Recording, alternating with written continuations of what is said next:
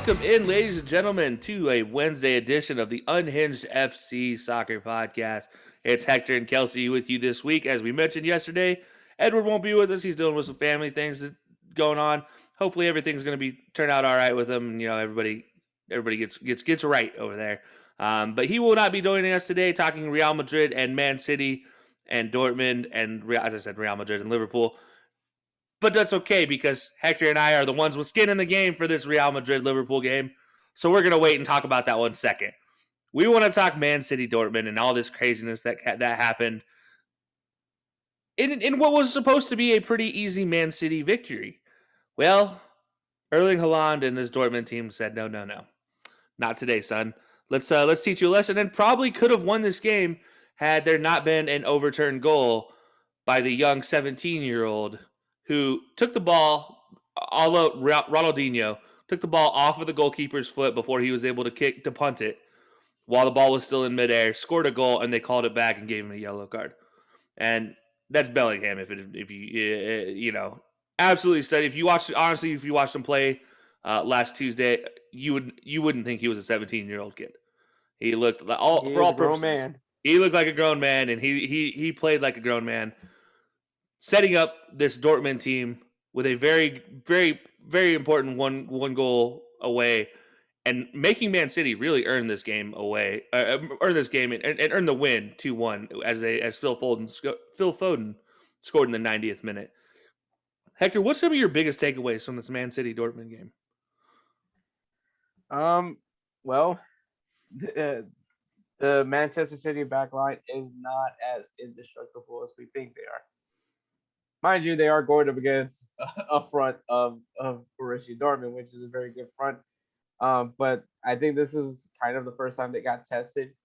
Obviously, they had an easier matchup in the last round, but now they actually take on a real challenge in Borussia Dortmund. But I mean, I think Dortmund at least has a good idea of what to do against this backline. Yeah, definitely. I mean, you talk about this back line being John Stones, Diaz, and Cancelo, and Kyle Walker out back there. They all look good normally. I mean, that's never been an issue. They haven't been spotty all season, and well, here they were this last matchup, and for all intents and purposes, Dortmund had that game capitalized for at least over the back line. Obviously, their back line had their own issues in stopping Man City, but I just want to highlight a couple guys here and talk about it, and that's Mohamed Dahoud not really showing up that much.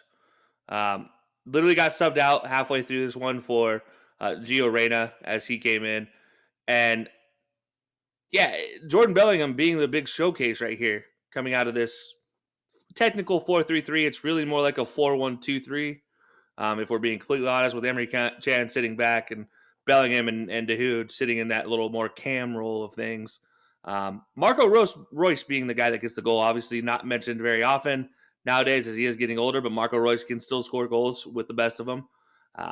And this Dortmund team looked pretty good for all game, and it's just kind of like, if they can do that away, imagine what they can do in front of this yellow-black wall in Dortmund.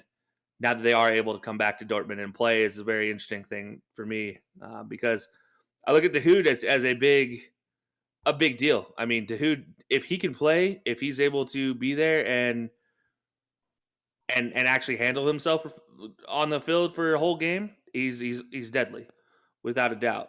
But the big question, I think for me, the big question is, how long is this Erling Haaland goal job going to last? I think that's a big question mark, and maybe it is in front of that yellow wall. And if that's the case, I'm sorry, Manchester City. If Erling Haaland goes off, you're now putting your. I mean, they already got a good idea of this backline. This backline can also improve. I mean, we're talking about Pep Guardiola, the man that like this guy is a football guy. If you want to look at it like that, who's going to study film. He's going to figure, he's going to change things over. He's going to, adjust his game strategy and everything like that. But once Erling Haaland is going off, there's no real strategy going into it at this point. It's this could end up like similar to what PK had to end up put up with it popped. Because Erling Haaland is very well capable of doing that as well. Yeah. I mean, Erling Haaland is an absolute force. And it's still funny to me that we're talking about this as a drought for him, because if you consider his record of scoring, it's kind of like if he doesn't score every game, it's immediately a drought. Is the sad part about it for Haaland, because he scored quite literally one in every game at this point in time is his average of this last season. But there's also some big question marks for this Dortmund team, as Marco Reus and Mats Hummels were forced to leave the match this last Saturday against Stuttgart. Hummels reportedly suffered from stomach cramps and treatment was necessary, whereas Marco Reus supposedly suffered an apparent lower body injury and limped off the pitch around the 70th minute. As I mentioned, Marco Reus being the guy who scored the goal.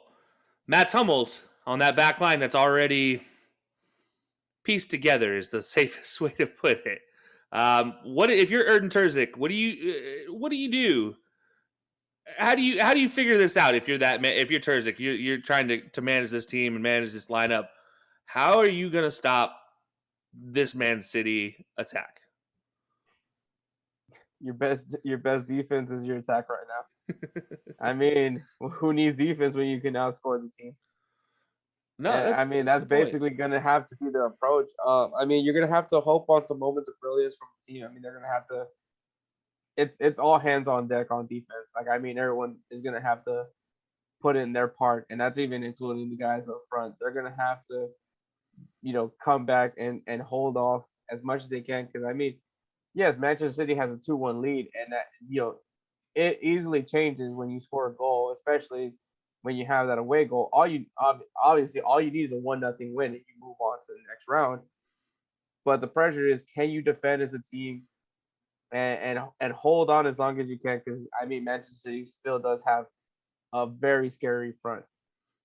Yeah, definitely. And it is worth mentioning that in the last game, it didn't seem like Dortmund really filled their best roster either.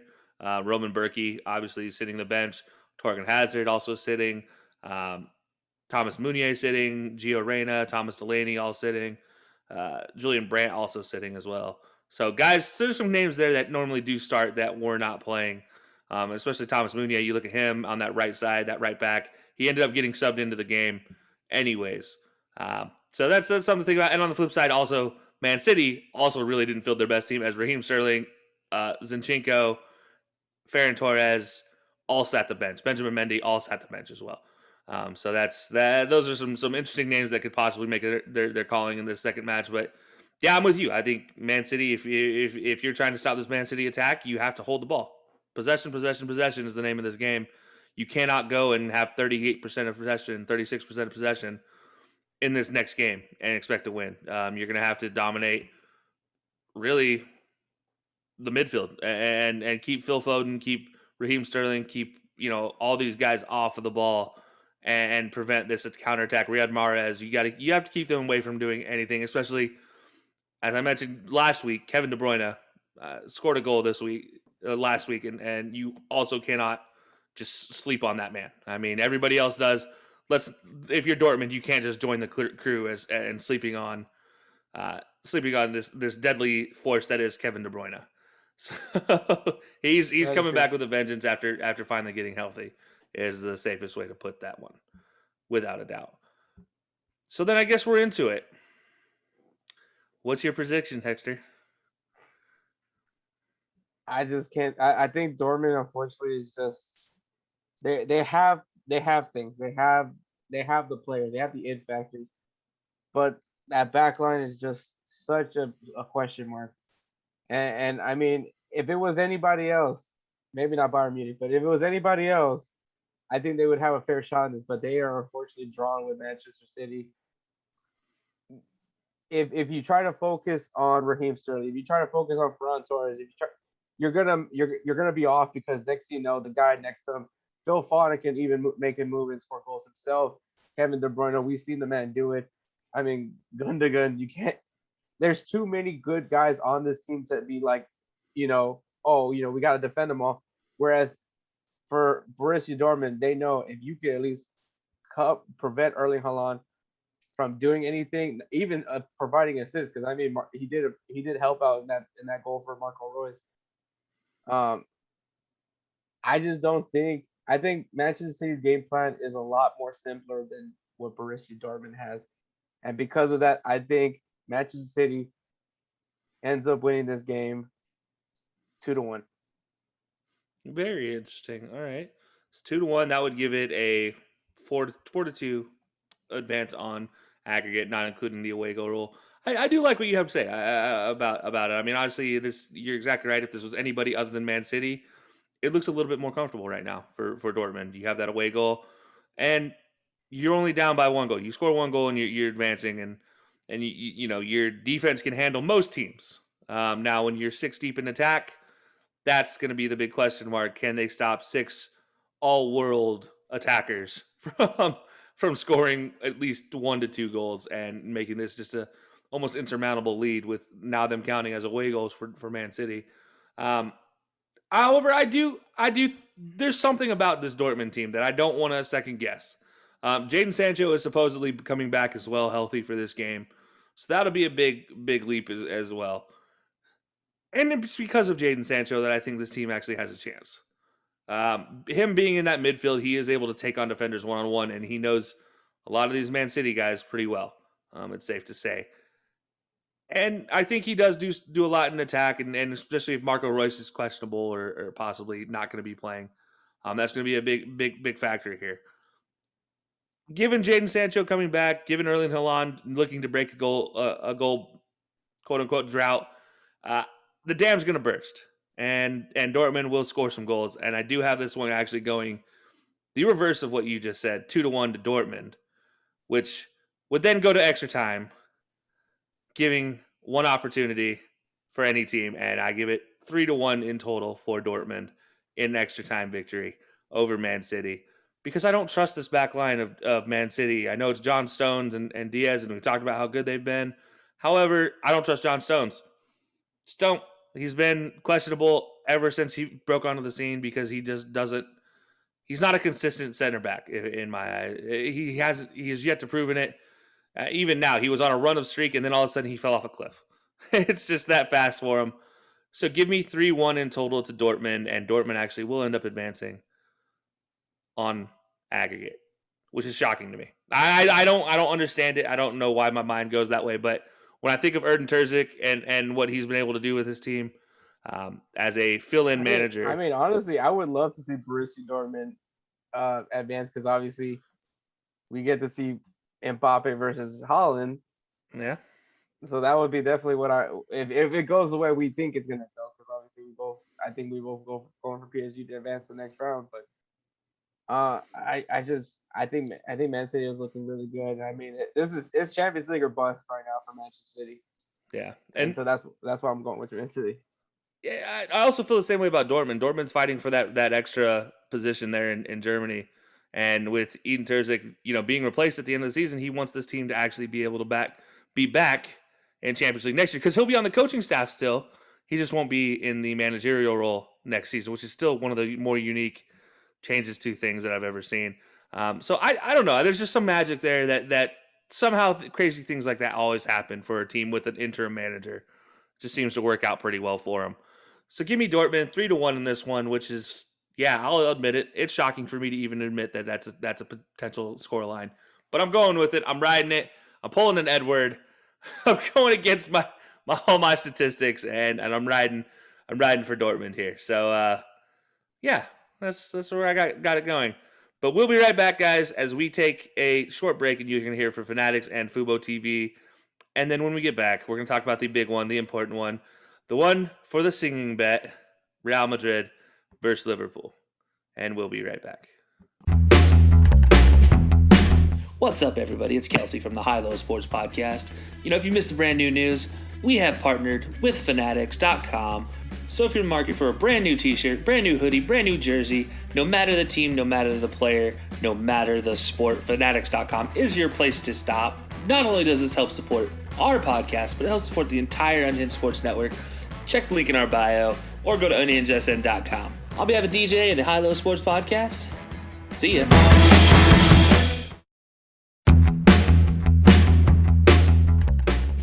What's up, everybody? It's Kelcey from the High Low Sports Podcast, and we recently partnered with Fubo TV. What is Fubo TV? Fubo TV is a service to broadcast live TV over the internet, no cable required.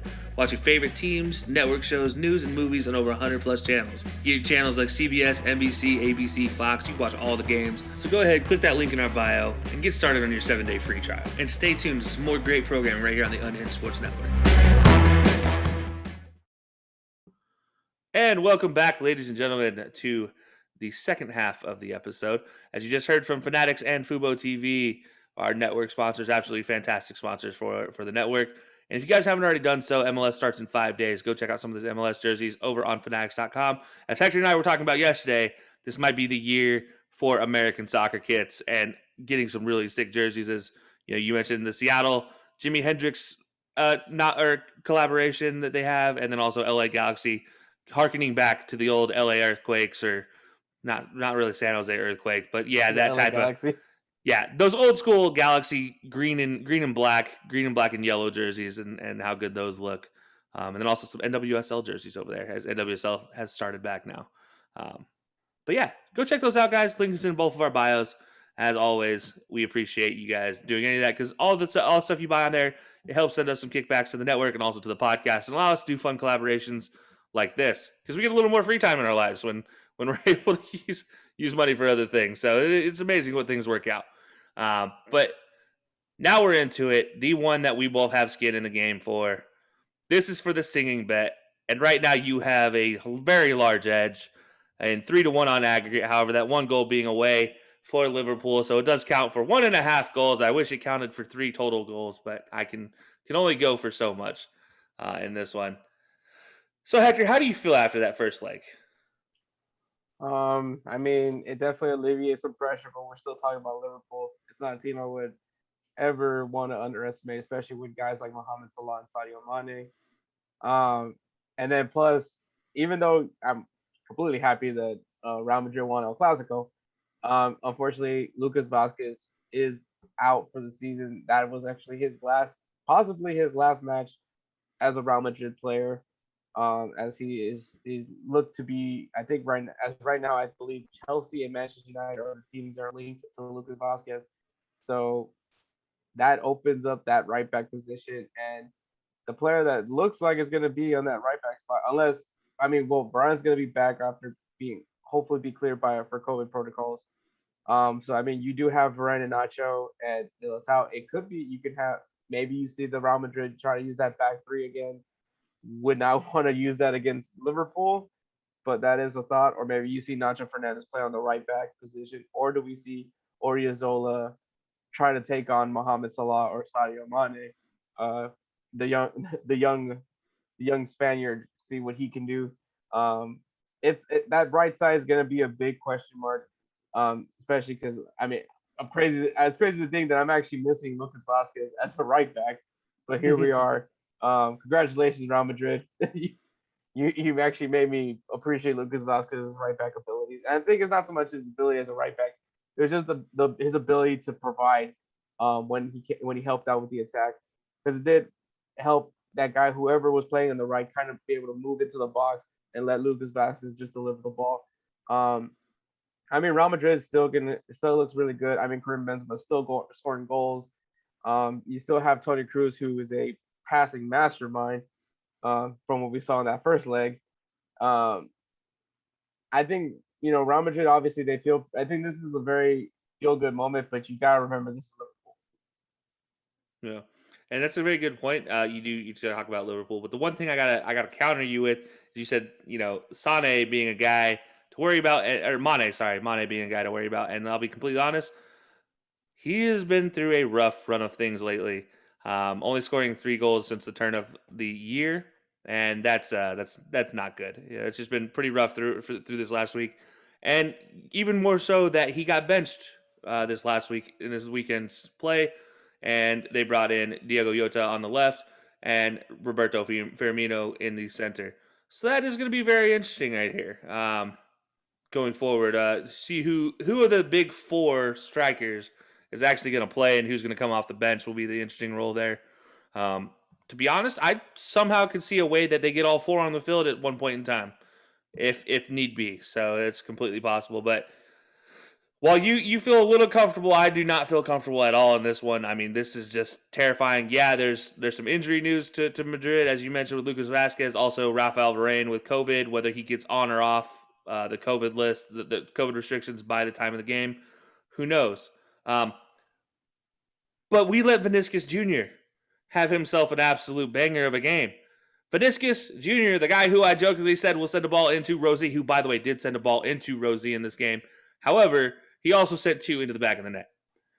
So, yeah. I mean, the one guy we all thought were just going to kind of be out there to burn some rubber, just burn some time, wear down Alexander Arnold and Robertson, depending on which side he ended up on.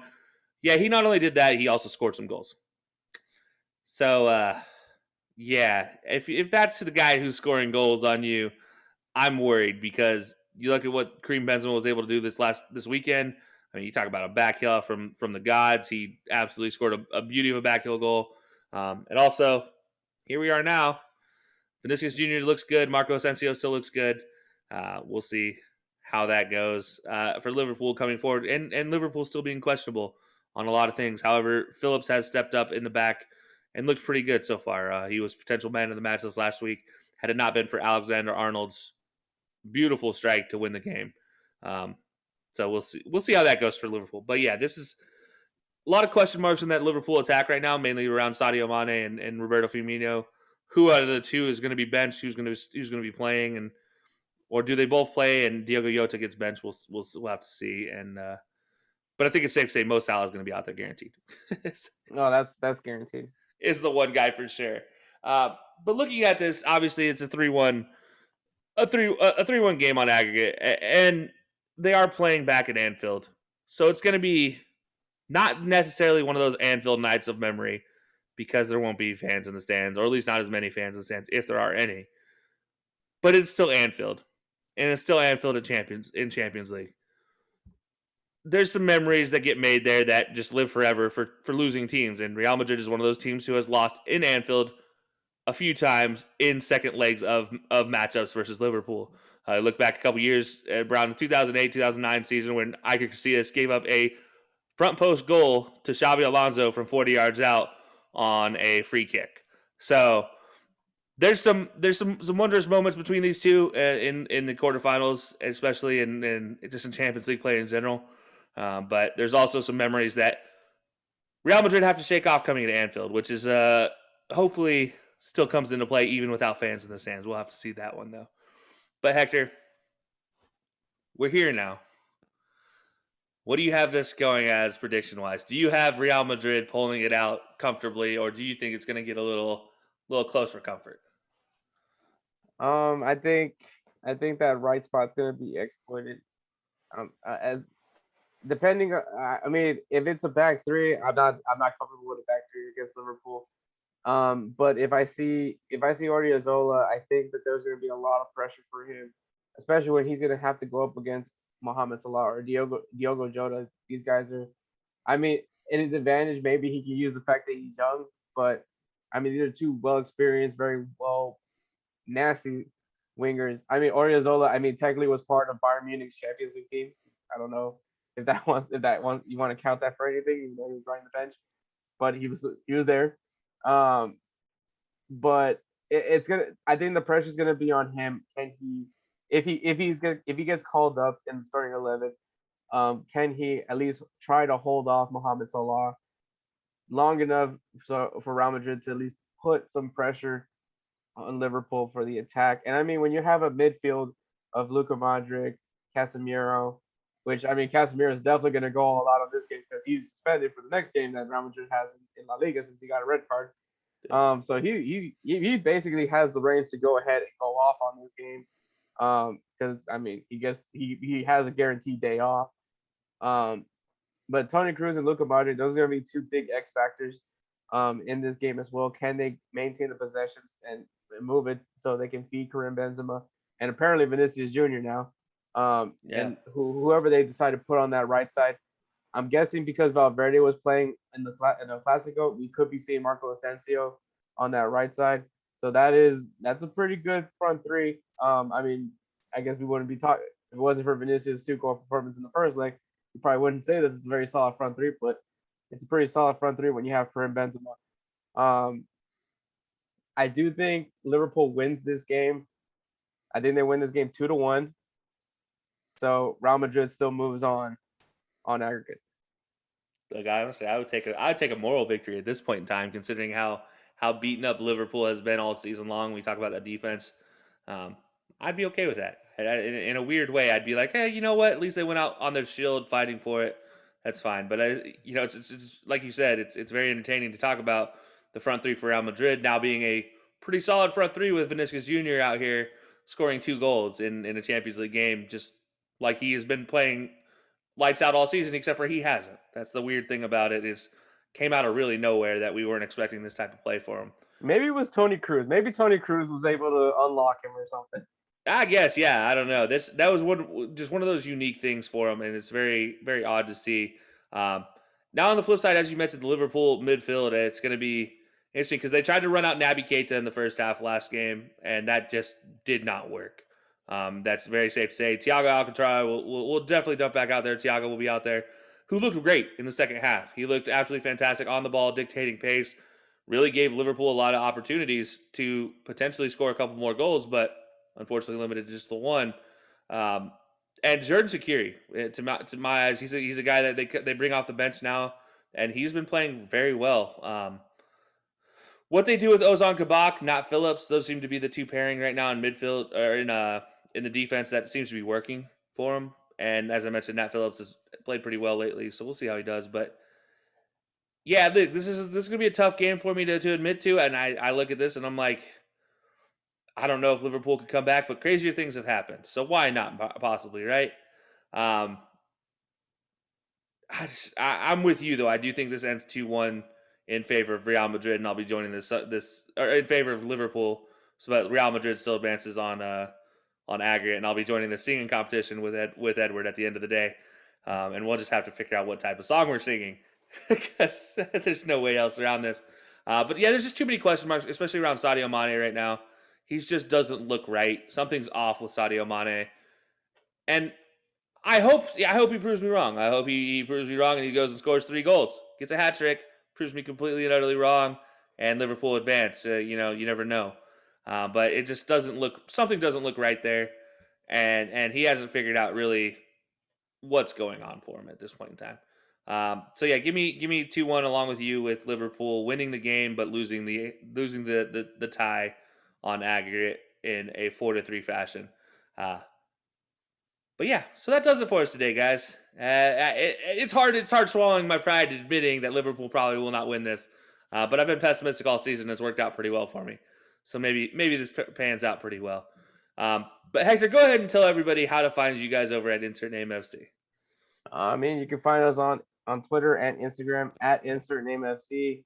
You can catch us on the Unhinged Sports Network on Fridays at 12 p.m. Eastern Time. You definitely want to catch this episode because, well, as we stated, El Clasico was a big thing that happened this past weekend. And of course, you guys know that in Insert Name FC, Edward's a Barcelona fan, I'm a Real Madrid fan, and you guys know that we have the singing bets on our show. And of course, obviously, Edward lost. So Edward will be performing for the outro for our episode. So, I mean, I'm sure we're going to have some great talking points, but let's be real. You guys want to see what Edward's going to sing. So, I mean, I'm curious to see what Edward's going to sing. I'll be completely honest with you. But I think it's going to be very uplifting. Oh, yeah. So, Edward, I'm going to miss it from leading into our show nowadays because you guys moved away from Thursday on to Fridays now. So, super disappointed about that, guys. Leave me alone on Thursdays at 2 p.m. Eastern. But I don't get to have my beautiful intros anymore. Like, I mean, it was the Spencer singing a Rick roll. Now it's Edward. Now he's no longer going to be, introing my shows. So disappointing sometimes. So disappointing.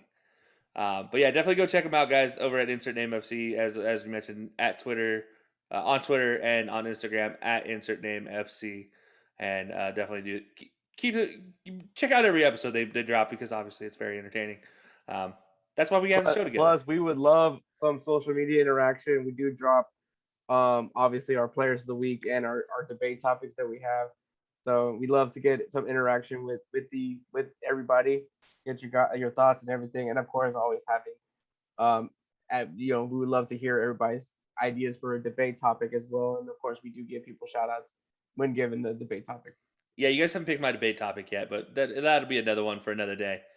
But which one is it? The best manager not named Sir Alex Ferguson in the APL, to ever coach or ever manage in the APL. Guess what? That's what put it on the docket. But also, guys, I also just want to throw this out. If you guys happen to be Becky G fans, yeah, definitely go check them out because Hector always has a conversation about Becky G, and she always manages to pop up on the show some way, somehow, in some form. And not that I blame you, honestly. If DJ would let me get away with it, I'd do the same thing.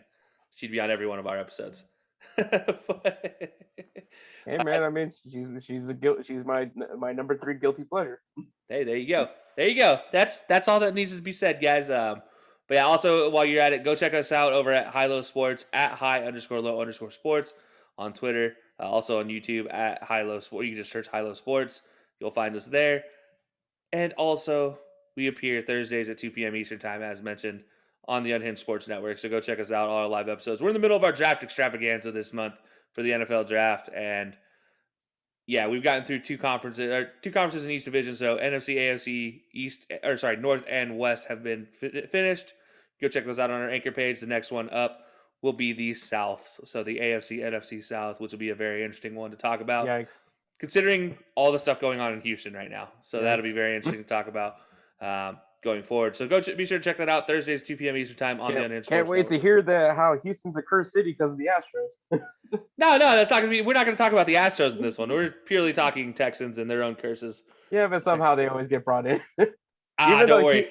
Even though Houston's always been a cursed city, they've been cursed since way back. I mean, actually, I think Houston might be considered asterisk city, to be honest, because nobody believes in the Rockets back-to-back championships because Michael Jordan wasn't playing in them. Yeah. And then obviously the Dynamo, their 2 championships, people say they don't count because they were basically the San Jose Earthquakes. So you know what? Houston was asterisk city before the Astros were even. Let it be known, guys, the Houston resident is the one that said it and not the me who has been lambasting. I chose violence against some Astros fans who were calling for Trevor Bauer's head, and we actually have a whole discussion on that in the high heater. And yeah, I decided to poke my nose in there and tell them, like, well, this isn't apples. This isn't the same thing, guys. You guys actually cheated. Trevor Bauer just did something that's always happened in baseball. It's just what it is. But we'll talk about that one later, guys. Be sure to check out High Heater for all of that conversation because, trust me, it gets very entertaining. Hector probably won't enjoy it as much, but I still listen to it. But we'll see you guys next week as we get ready for even more Champions League play and we get into the semifinals. Enjoy the quarterfinals, leg 2 matches, guys, over all day Tuesday and Wednesday. And until next time, we will see you later.